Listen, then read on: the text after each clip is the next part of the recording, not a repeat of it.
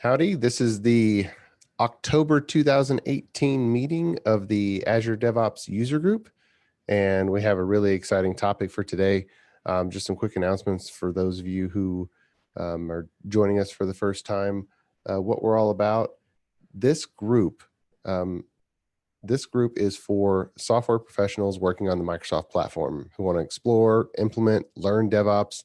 This group embraces the cloud, and as such, we'll bring in the best presenters for each topic while live streaming all of the content and being as interactive as possible, but also recording everything. And we encourage members to read the Phoenix Project, the DevOps Handbook, and from a technology perspective, we are a community around Visual Studio-based software, the Microsoft development ecosystem, Azure DevOps Services, formerly Visual Studio Team Services, running on Azure, Windows Services, .NET, C#, and the whole ecosystem and everything that it includes, and shipping software on Azure and in the cloud. And so a little bit about our upcoming schedule before we get into today's program. Next month, 13th November, we have Henry Bean on DevSecOps, a special security focus for DevOps and Azure. So that'll be pretty interesting coming up. And before we get into today's program, I just wanted to thank the different organizations who are supporting this group. Thank you to Microsoft for the support and for all their platform, Redgate, Ingeniously Simple Software for SQL Server, .NET, and Azure, Octopus Deploy, fast, repeatable, reliable deployments, and ClearMeasure, a DevOps-centered software engineering firm. So now it's my pleasure, my absolute pleasure to introduce this topic. And we're going to be talking about DevOps Diagnostics with Eric Hexter. And if you don't know about Eric Hexter, he is just a brilliant person. I had the absolute privilege, what was it, back in 2006, of calling him my boss for a project, which was an absolute thrill. But Eric Hexter is the Chief Technology Officer of QuarterSpot, or in Lasso, a fintech company that produces lending platforms using machine learning. He built the company in the cloud with DevOps as a foundational component of delivering the product. Eric has filled roles such as CTO, chief architect, developer, consultant, and he spent most of his career working with web technologies and remembers writing tables by hand in Notepad. And I also happen to know that he's received several Microsoft MVP awards. He's also written several books, which I know are still out there. And without further ado, I'll hand it off to Eric Hexter and stop the share on my screen. While he's getting his screen up and running, I'll go over a few logistics.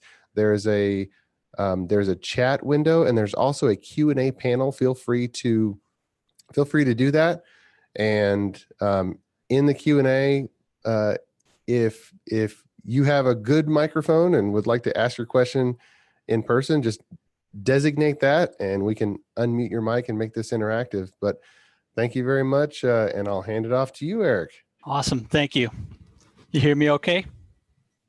Absolutely. Okay, awesome. Well, thank you very much for having me, Jeffrey, and the rest of the community.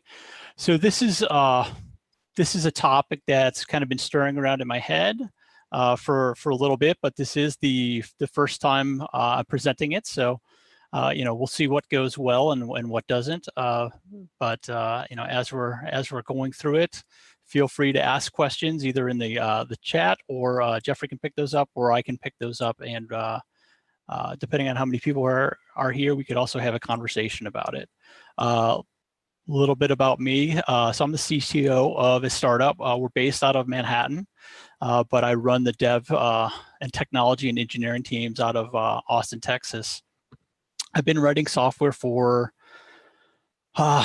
more than I want to say, but almost 3 decades now.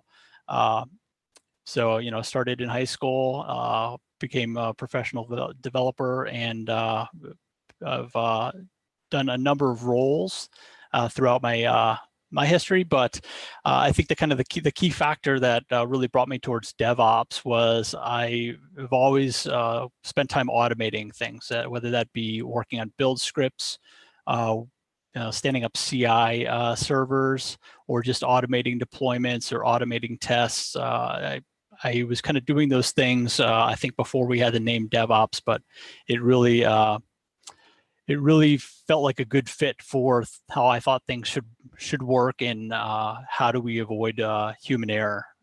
If I go back in my history, I presented as far back as around 2006 to the Austin.NET user group on continuous integration and automated deployments. You could find me on Twitter, GitHub, and LinkedIn. If you hit me up on LinkedIn, just say you saw me here. I usually only accept LinkedIn connections from people in Austin or developers. Typically, stay away from the recruiters, if you know what I mean there. So DevOps Diagnostics, like I said, this is the first time I'm presenting this. So we'll see what goes well, and if you have any questions, or if I skip over something that you want to double click into, just feel free to ask a question, and we can kind of go into it from there. So that being said, these are my opinions. Don't take me as the absolute expert in it, but these are really things that I've experienced throughout my entire career, but pulling them all together, my last 5 years at the startup, we started as a cloud-first company building technology for the financial industry. But because we started cloud-first, there were a lot of things that if I'd started on-premise, we wouldn't have. That being said, also, some of these concepts could apply towards a lot of types of business systems, but it really depends on what kind of system you're creating, how much revenue it's creating, how many users it has. So I think there's really a line of let's say a spectrum as far as how much of this you could put into your system, and how much of it is maybe overkill.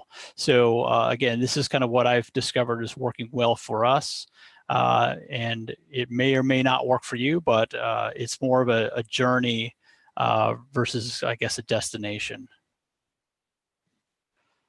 Oh, let me start my timer here. So the dark side of DevOps. So I want to start and kind of set the context for why diagnostics are needed. So if we look at what DevOps gives us, and why a lot of people are talking to it, right? It's about culture. It's about people, practices, process, but the dirty word you can't say on Twitter is, hey, it's about some tooling as well. Without tooling, you can't really execute with those other three things. So that being said, it's about delivering your software consistently and in a maintainable, sustainable fashion. So this felt really good for a lot of the people doing agile software. It was iterative, and that iterative nature comes into play when we're talking about deploying software with DevOps. The end goal I think that everyone's trying to attain is some variation of continuous delivery, or even continuous deployment, right? Where we check in our code, it eventually gets into master, and as soon as it hits master, boom, our automated deployments and tests kick off, and next thing we know, it's out in production.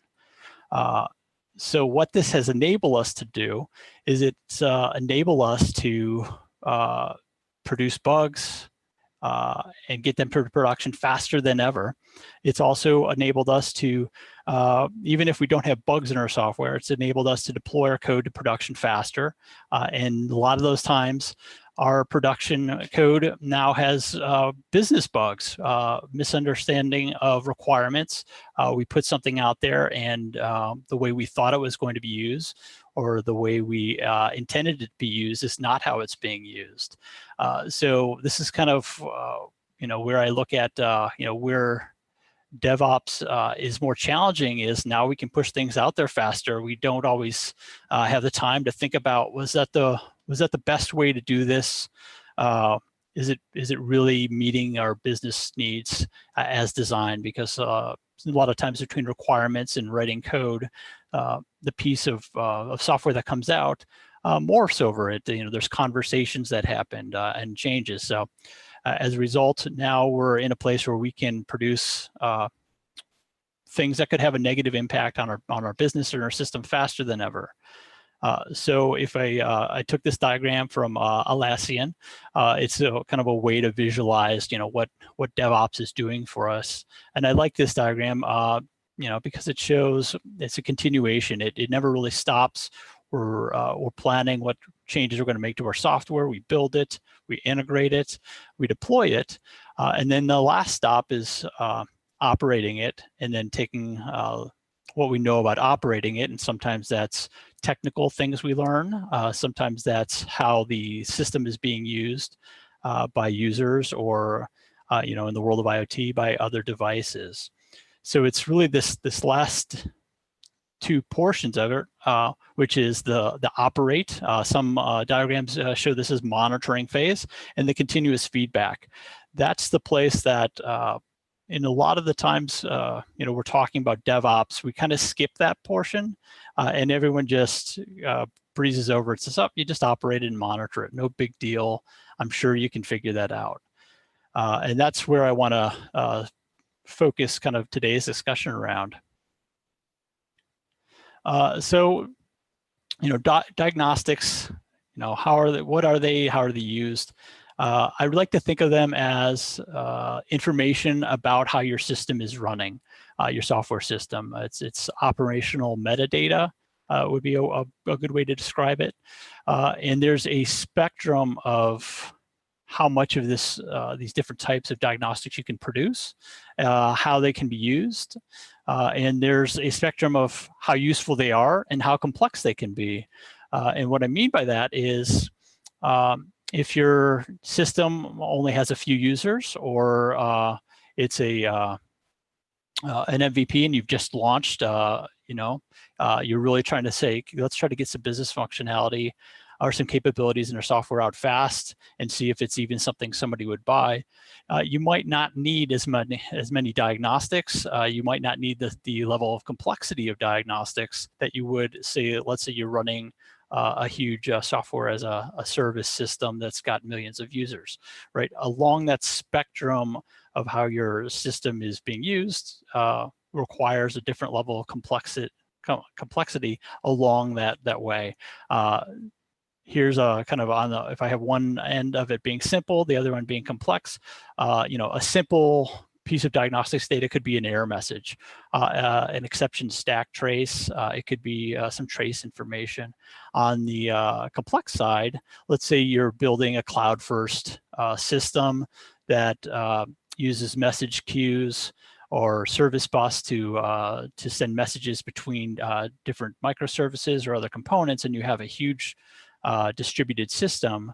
Now your ability to do something that used to be simple, say in a console app, which is trace down all the elements that happened in order, now becomes next to impossible. Now that you're talking about a one process on some machine or a container executing here, a message coming, executing something here, and now something else being executed on a different machine.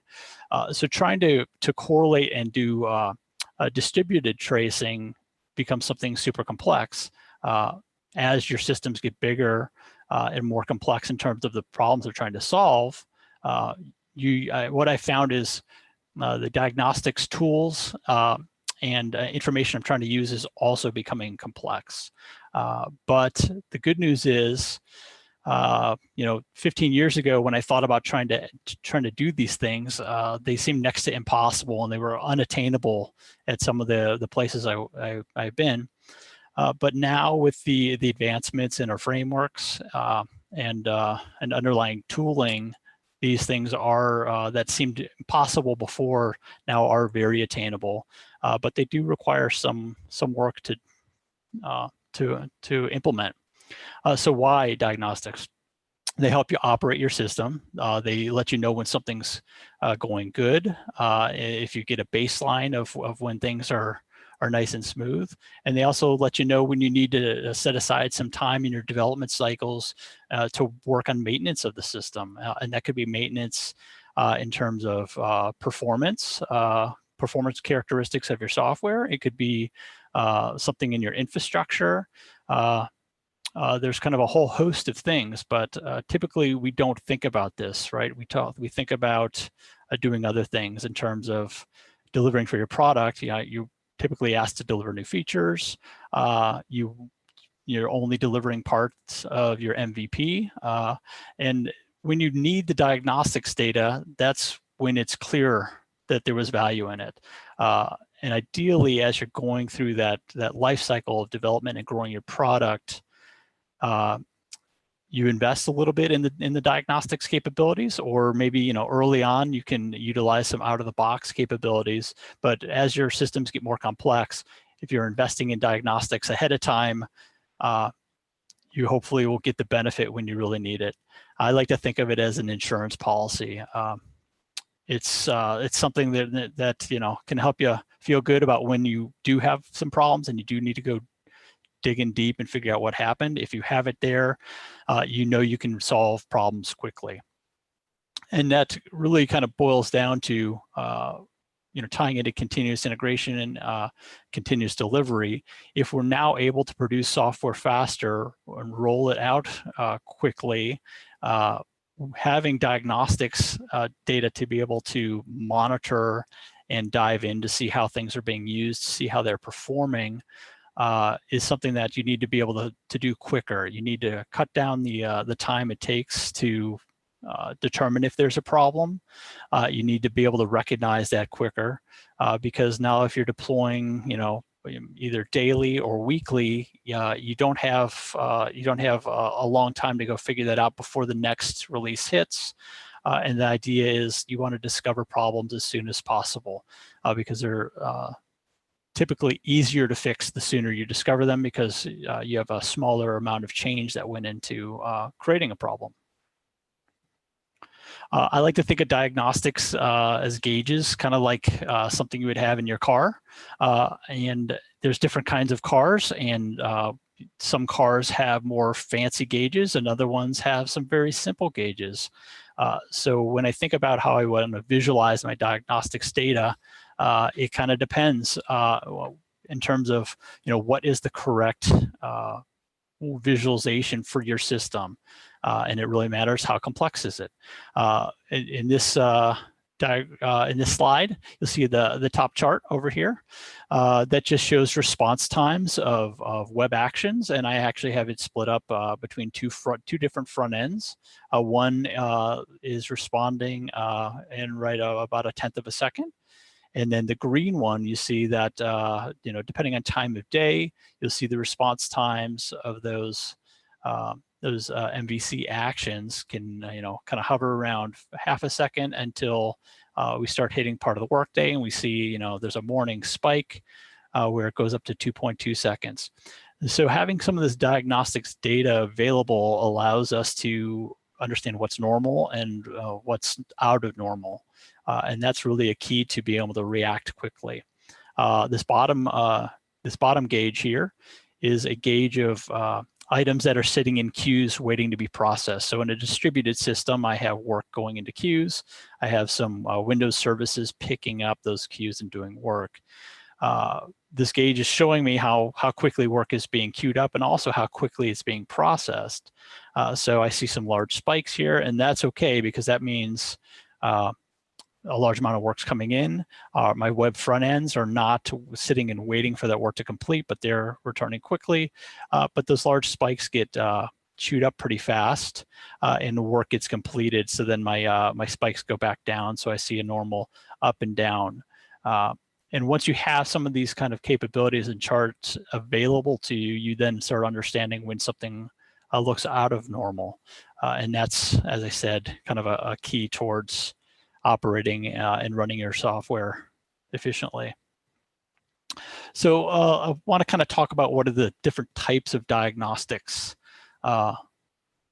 that are available.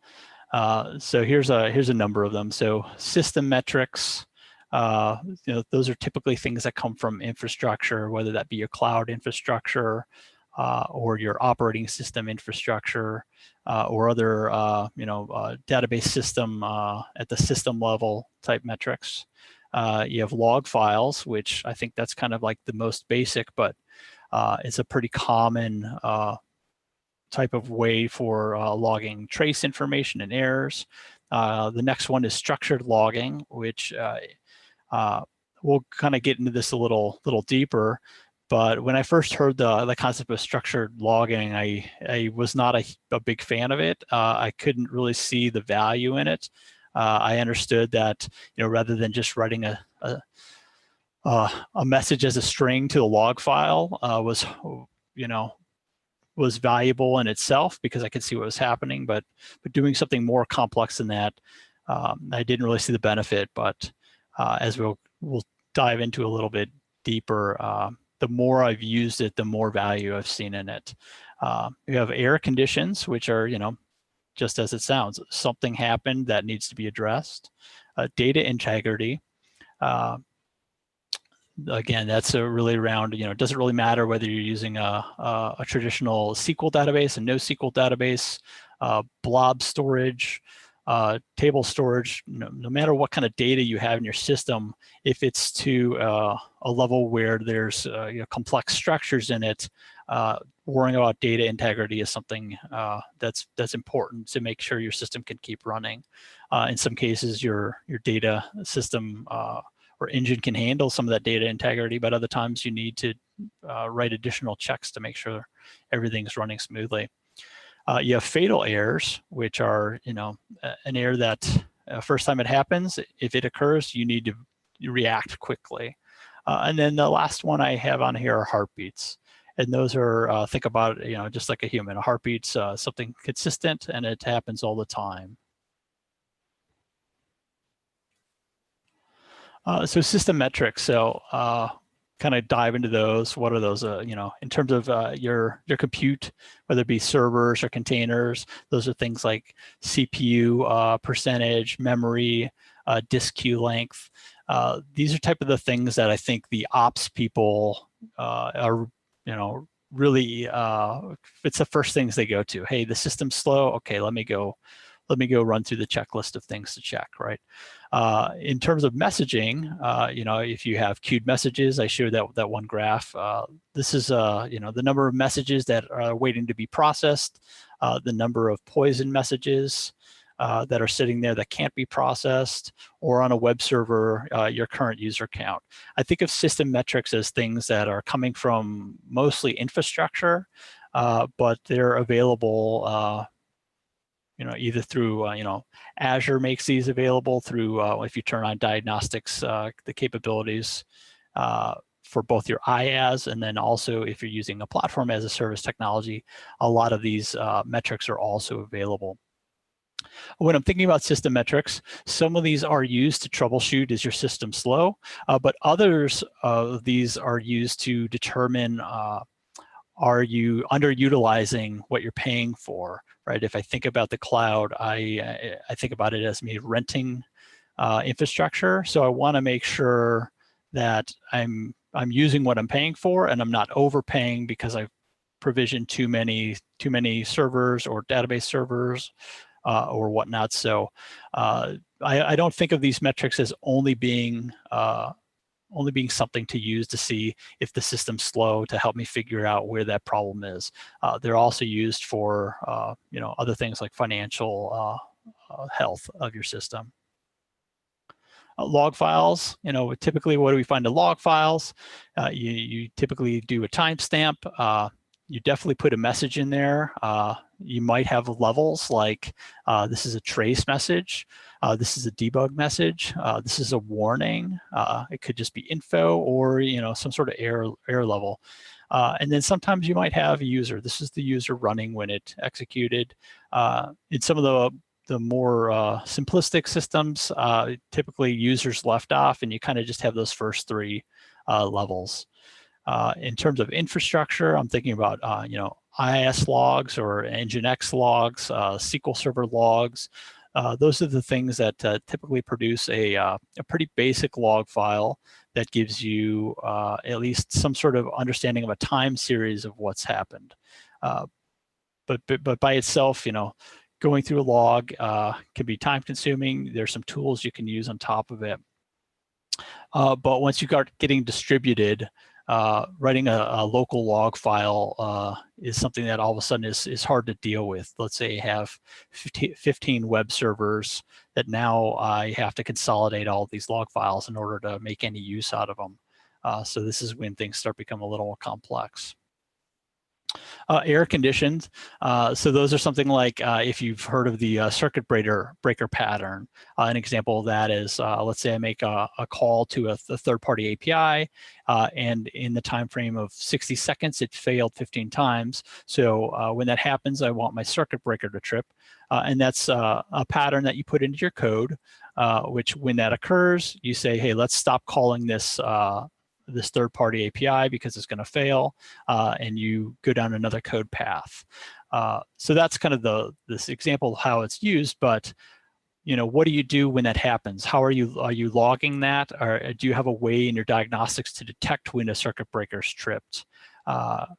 Because that's when we talk about the pattern in code, we talk about the benefit, which is the system kind of auto recovers. But one of the things you need to know when you're operating your software is if that occurs, how often has it occurred, and who gets notified when it occurs, because there may be some reasons why that's failing and somebody needs to check on it. Other things in terms of error conditions, I think of dependency checks. So a lot of APIs, you can make a very rudimentary GET call to the API and see if it comes back, just so you know that the server's online. I've done this in our system. We actually call out to all of our APIs on a regular basis and all of our dependencies. So we call into our SQL store and do something like a select top one from a really simple table, so it executes quickly, but it makes sure that the dependency is working. You kind of do the same things with other dependencies, like if you use blob storage, table storage, you name it, you try to open up a connection, see if it runs. Because what you don't want to do is you don't want to wait till a user goes to use a capability in your software, and that's the first time you discover something's not working. And that could be that the dependency's down. Could be that you misconfigured your connection strings or usernames or passwords, or any number of other issues in DNS or networking in between. So looking for these error conditions and doing it in a way where you're proactively looking for the error is something that is a smart thing to do. But when you do it, you also got to think of, how am I going to report it? How can I get this into a system where I can notify the people who could actually do something to correct the problem? A fatal error. So this is a little different. So I think of fatal errors as being exceptions that occur, and once they occur, you're headed towards imminent disaster. Some examples I have on here, if you use the entity framework, and as you're deploying continuously, you can send your code out to each of the servers, then you have a step inside your build process that execute migrations against your data store. Well, if after all that's done and the deployment's done, and you get one of these errors that says, hey, the model backing for this context has changed and the database was first created, you need to run a migration.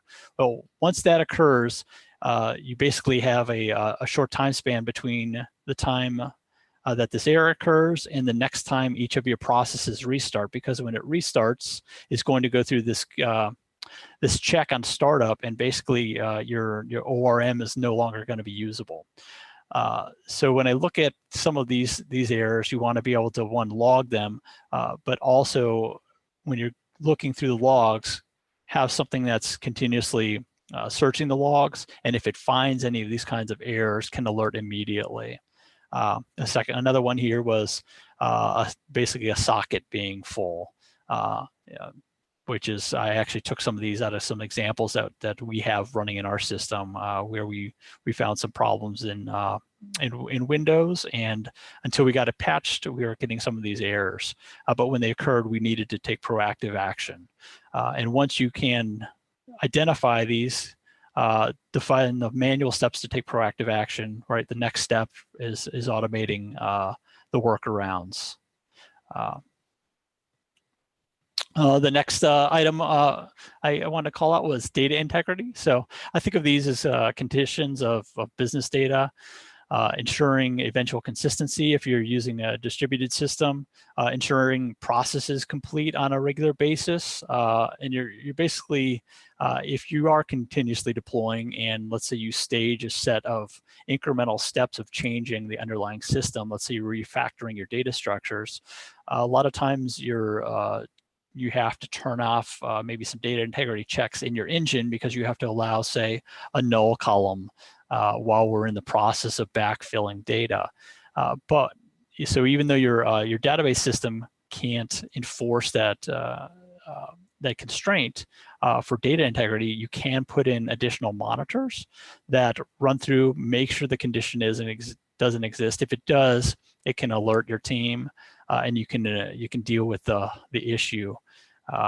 And we found this to be very helpful whenever we find a problem where, let's say we put some code into place and we are caused a data integrity problem that our support person handles. The first thing we do is go in and put a check to make sure that if it happens again, we can deal with it. And we try to do this in a way where we can deploy these data integrity checks kind of side-loaded to our system. That way we can keep our support person ahead of the game in terms of supporting it, while the dev team is working through whatever issue, trying to root cause why it happened and how to prevent it going forward.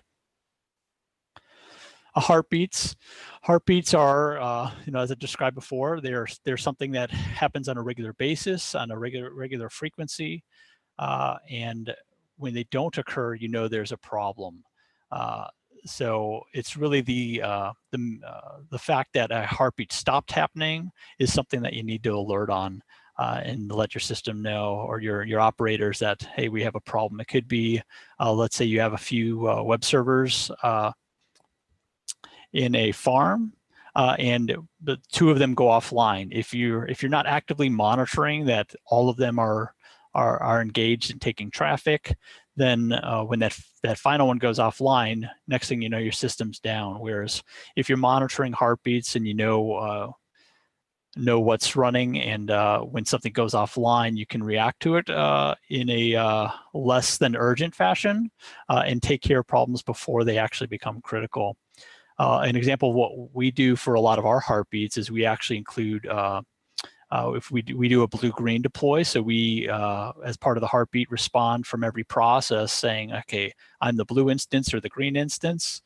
We have it also write, which version of the software that I'm running, so we can also take the heartbeat check a little deeper and say, are the right versions of software running in all the instances? And if we find something that's out of line, say after a deployment, somebody can go address that. But we can proactively address it quicker than saying, hey, a user reported a bug, and that bug's root cause was an older version of software was running on one web server or something like that. Other things that you can do is you can use tracer transactions, or I've also heard them called synthetic transactions. Back in my world in e-commerce, we used to multiple times a day use some automation to go to the shopping site, add something in the cart, go through the entire checkout process, and then the last step would be have it being picked up by our backend system, and the backend system would basically cancel the order, but it knew that all of the components within our critical business process were enabled and working. So thinking of that as kind of a heartbeat, whereas if that synthetic transaction was supposed to occur within a time frame and it stopped, we need to stop. We need to alert, go proactively figure out what's going on, because you may be losing orders, or something else may be occurring that's critical to your business. Here's kind of an example of a heartbeat that we use. So this is a sequence diagram, and in this case, we have a number of components. So you can think of each of these boxes across the top: the scheduler, the message queue, message processor, database, and health check. All of those are separate processes running in different systems, right? So a scheduler is something like a court scheduler, say that's running in a Windows service. That thing runs and it drops a ping message. So let's say every 5 minutes it drops a ping message, drops a message in a queue. In this case, our queue in this example is something like an Azure storage queue, right? So there's a whole separate system that we're paying Microsoft to run on Azure. It receives the message and sends a result back to the scheduler saying, I've received my message. Then we have another process called the message processor. This is a Windows service that goes and checks that queues for messaging. When it finds it, it receives it, and then it handles that off to a handler to go execute. In this case, the handler writes a record to the database saying, "Hey, here's the timestamp of when I occurred, and everything I was supposed to do happened correctly." So it saves it to the database. My last check is actually kind of our health check that's looking for the synthetic transaction. So what it's doing is it goes and it looks into the database, says, when was the last time this entire process completed successfully? And then if it checks that, say, every 5 minutes, what it's doing is it's able to go verify, yep, I know my message queue is running, I know my scheduler is running, I know my message processor is running, and I know my database is able to be written to. So by having these kind of synthetic transactions, you know that all of your infrastructure and your code and your system are running properly. And if for some reason, let's say one of these Windows services stops, or it's in a Docker container and that container crashes, or let's say there's a problem in the message queue, when your health check starts to determine that the entire synthetic transaction wasn't completed within the expected time, you can start going in and trying to diagnose how that happened and what the problem is, rather than waiting for something like a user trying to complete an order or send an important piece of work through the system and finding out, when something important was happening. So these cases, we use these synthetic transactions as a way to proactively discover if there's a problem, before your users do. So structured logging. There definitely, and I can send some links around to what structured logging is, but I kind of think of structured logging and kind of think about it similar to how normal logging is, where you have a log entry, but rather than just writing one single text message, I'm writing a more complex object. And depending on which infrastructure you use, a lot of times you can just take an object and turn it into JSON and write it to your structured logging. But I break kind of everything up into two sections here. There's a number of elements that you want to use for filtering and searching. So once you discover there's a problem in your diagnostics, you need to dive in and find out more information. So things like that I'd use to filter and search my logs are things like machine names of the process that ran, the username of the person who ran the code, maybe the IP address of the user, maybe the application or the process name in my system. So those are things that I could limit down of, hey, I know there's a problem in my system. Let me go see, did all these errors occur on a single machine or for a single user?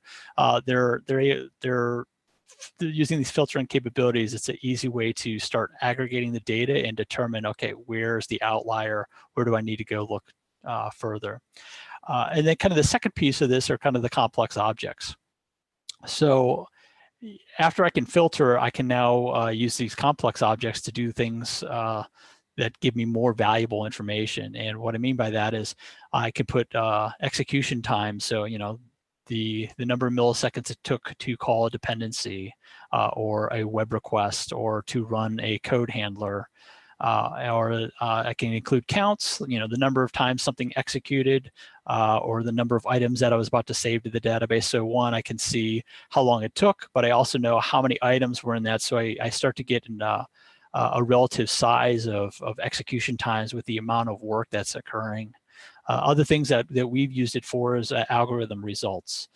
So in some cases, we're using some machine learning algorithms that we host in web services, and we want to log both the inputs and outputs, so then we can start drawing some correlations and start looking for issues that could be happening in our third-party dependencies.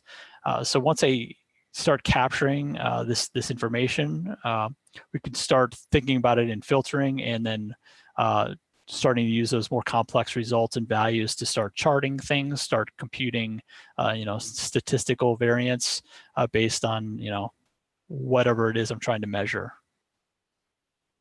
And structured logging is kind of that, once you get into the hurdle of kind of buying into structured logging, then you actually have these capabilities available for you. So kind of the other component of kind of all these diagnostics pieces that's important is being able to correlate all this data together. So we talked about having information from your infrastructure, your cloud hosting, or your server operating systems, and also having logs from your applications or structured logs. It's okay to start having this information, but in order to get a lot of value about it, you need to start correlating and bringing it all together and being able to look at the holistic picture of all your diagnostics data. So kind of the first axis that I always think about is doing this over time. So I know, if somebody reported, hey, we had a problem, about an hour ago, things started slowing down. If I start recording everything in the same time measurement, it's really easy to go say, okay, let's see all the things that happened right before that. They said it started to be slow, and let's see if we can then actually verify if we see execution times being longer during that period. So one of the things that we found was that it's always good to just log all your times in UTC. If you do that, then you don't need to worry about if somebody set up a server or an operating system with a different time zone setup. Or if some systems can only do UTC. So we found it's always good to just log everything in UTC. It puts a little more work on the engineer who's digging in and analyzing the data to remember to do the time shift between a user on the East Coast said at 12 noon, this is the problem. You got to go figure out what does that mean in UTC, but then you can get consistent data. Another area where I found that to be a problem was, when we had a primary data center in the West Coast of the United States, and our DR was located in the Central Time Zone. All the code that had been written was all taking local time, and then we never actually planned for a DR instance to be in a different time zone. So now that you're thinking cloud first, failover zones between, especially in Azure or AWS, you're typically going to go between different time zones. So always think about everything in UTC. Other ways to correlate data, if you're on a web app, you want to think about what are all the things that occurred in that web request, whether it be an API call from a mobile phone or more traditional web forms or MVC app. If somebody does two actions simultaneously, you want to be able to take all the pieces that you're logging and be able to separate them and correlate them together rather than having them kind of muddled up in your logs. Users, it's always great to have your username so you can track down.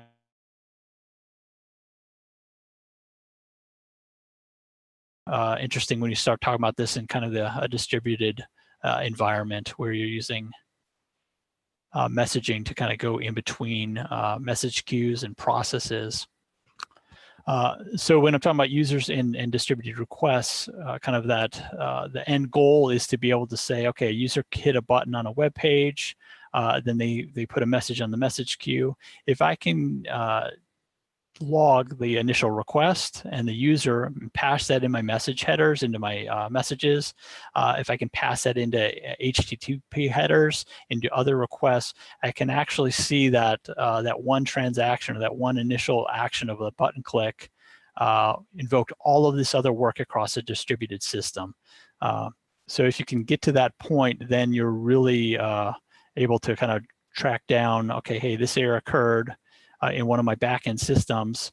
okay, let's walk it all the way up. Okay, now I know the user that invoked that. Let's see the first thing that they did that was related to that that amount of work, and you can start troubleshooting things much quicker because you know what was the thing that the user did that invoked that work, and then you can get to the point of knowing, okay, well, what's the input data that they used. So once you're able to kind of add this correlation on top of your diagnostics, it's going to give you a tremendous amount of value. And when I talked earlier about simplicity versus complexity, it's in this more complex systems that hopefully are making your business more money, where it becomes more valuable to be able to troubleshoot and resolve issues quicker. Let's see, we're doing right about 12:50. So let me just hit a few more slides and we can kind of get to question. So bringing this all together, a lot of this is around measuring and writing your data.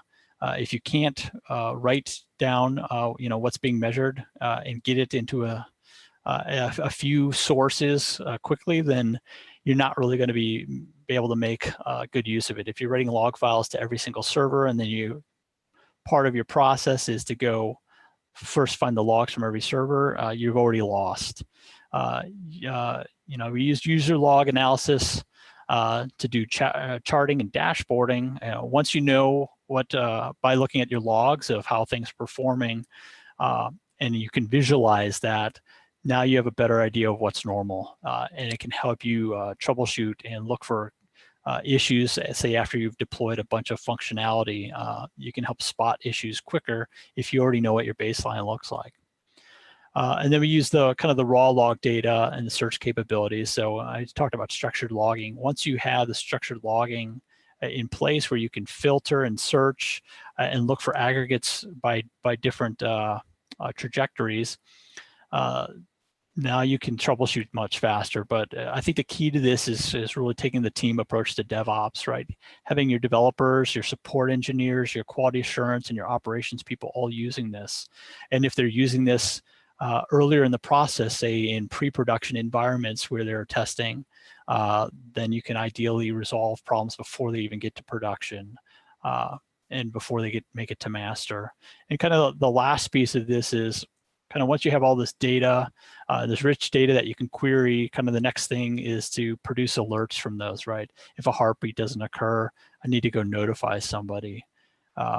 So alerting is kind of like that last level of the hierarchy, that once you build up and build all these capabilities, if you can get to proactive alerting, then you're really on top of it. You can discover problems before your users do. So even if you do deploy a bug, you may actually resolve it before the first person actually hits it. So you may already have kind of rolled forward with a patch to that release ahead of time. So in terms of, are you doing CD successfully, right? In that case, if you found a problem before a user discovered it and then already pushed a fix, in my book, that's considered a win. So kind of my last step here is kind of centralize your alerts.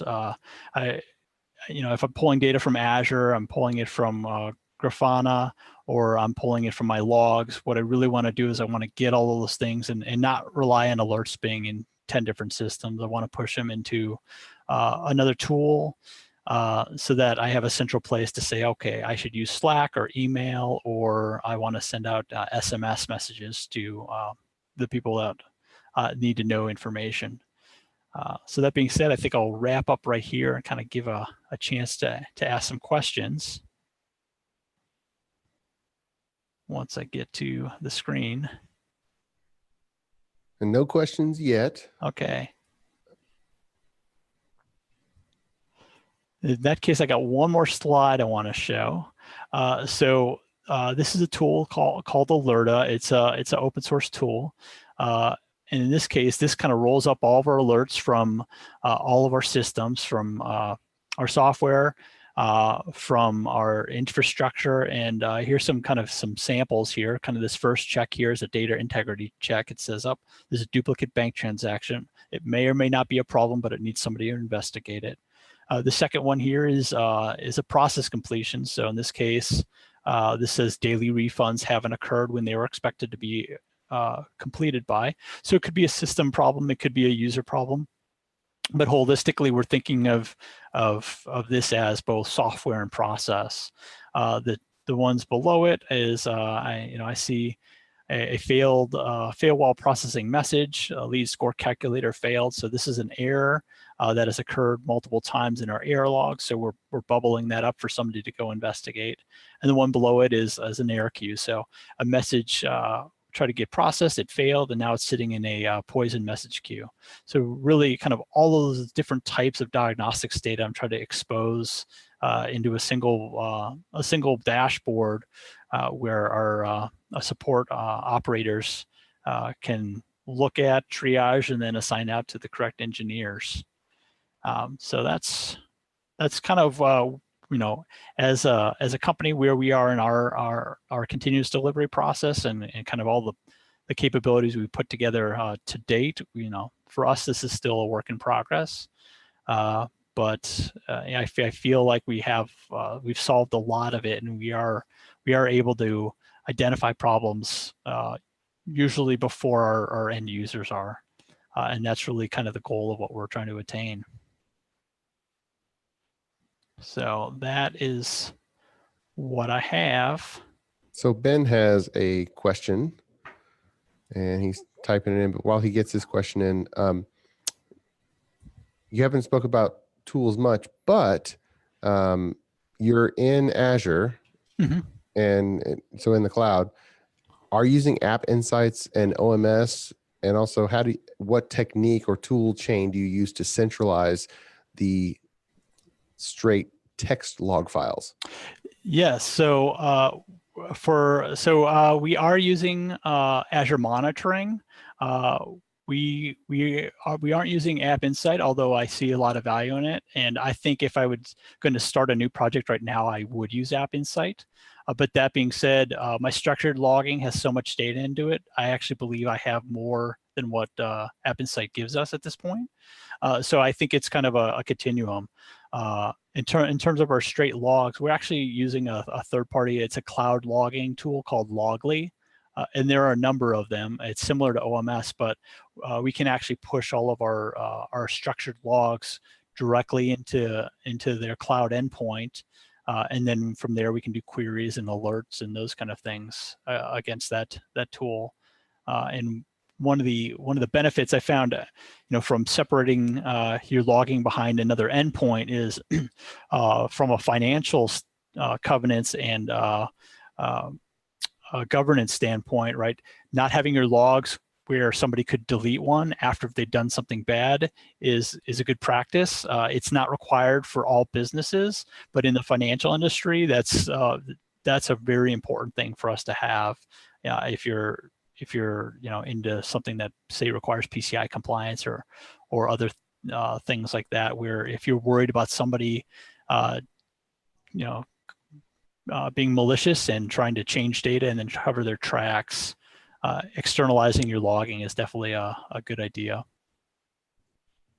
And Ben had the question, what is your strategy for avoiding alert fatigue? Not everyone should wake up at 1 a.m. So how do you best make those determinations? Yeah, no, a great question. So one of the things that when I was looking at kind of the whole alerting mechanism, I went and looked at Netflix has published on GitHub kind of their idea about alerting, and it's a fantastic write-up. But at the end of the day, the reason I chose that Alerta tool after looking at a number of other ones is that one, it automatically can dedupe alerts so that I can send as many alerts into it as I want. And a part of that is then making sure that my error messages are written in a way where let's say just the instance changed, my error message is the same. So one, I consolidate all of my alerts by deduping them. But the other capability is it also has a timeout. So let's say there's a error condition that occurs during overnight processing, but it goes away by the morning. It may not actually be something that needs to be addressed. So it's really a combination of allowing alerts to kind of auto clear themselves, which I think you definitely need that, and then also going through the effort and defining what is a critical alert. I kind of mentioned the fatal errors where if if it occurs once, you just have a short period of time before your whole system goes down. Those are the kind of alerts that you call critical, and the other ones, we typically address between normal business hours. That way, we don't fatigue everybody, and it takes a little more time to get to the point where which ones have to be addressed, have to be dealt with. But once you can get to that, and also put the engineers on call for going through all the lower priority ones, you'll find that they start cleaning up a lot of their logging code if they're responsible for investigating, what's the cause. So that's definitely taking a whole kind of holistic DevOps approach to having everybody be responsible towards resolving them is definitely one of the things that's helped as well.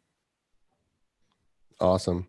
Well, thanks so much, Eric, for being with us. This was a tremendous topic, and I think I can speak for everyone. It was a lot of good information conveyed. We appreciate it. No problem. I enjoyed doing it.